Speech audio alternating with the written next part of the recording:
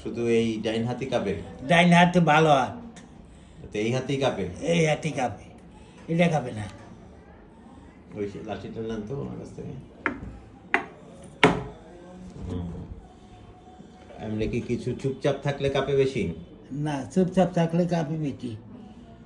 ওই টাকাও নেন আমার কাছ থেকে, টাকা নেন। টাকা দাঁড়িয়ে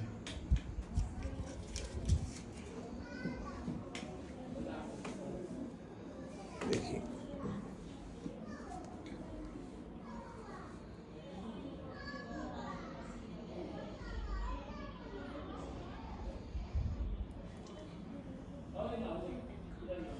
আর ঠ্যাং একটু জোর পাই না, জোর পাইলে আমি হাঁটতে পারি।